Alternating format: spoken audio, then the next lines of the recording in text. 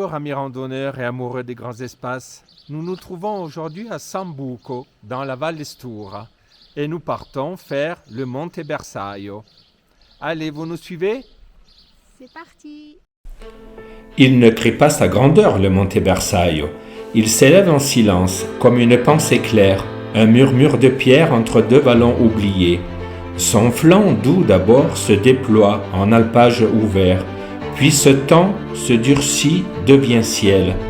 À chaque pas, la vallée s'éloigne, Sambuco devient un point, un souvenir en contrebas, et le monde s'efface dans l'effort du souffle.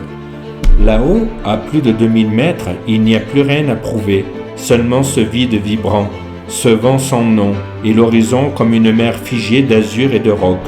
Le Monte Bersaio n'est pas un sommet spectaculaire, il est discret, presque secret.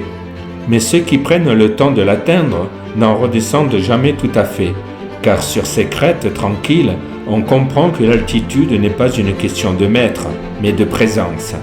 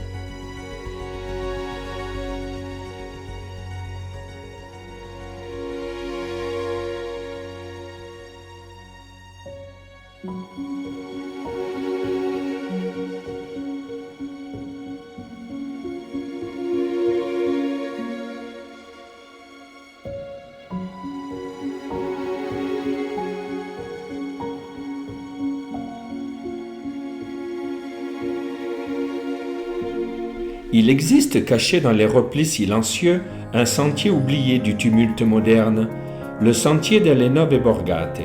À chaque pas, on effleure la mémoire des pierres, on devine la chaleur d'un foyer, le rire d'un enfant, le silence d'un hiver d'autrefois. Le vent y parle encore la langue des anciens. Il caresse les ruines, glisse sur les toits effondrés, s'élève dans les chapelles désertes. Chiardoletta, Serre Bianco, Moriglione San Lorenzo, autant de noms murmurés par les montagnes comme des promesses éparpillées sur les crêtes. Ici, la nature a repris ses droits, doucement, sans violence. Les fleurs sauvages bordent les chemins, les mélèzes filtrent la lumière et l'eau des torrents chante libre. Ce n'est pas une randonnée, c'est un voyage immobile dans l'histoire, une boucle d'émotions tissée de silence, d'air pur et d'écho. Et quand on revient à Sambuco, le cœur léger et les jambes pleines de poussière, on comprend que ce sentier nous a offert bien plus qu'un paysage, il nous a rendus un peu plus vivants.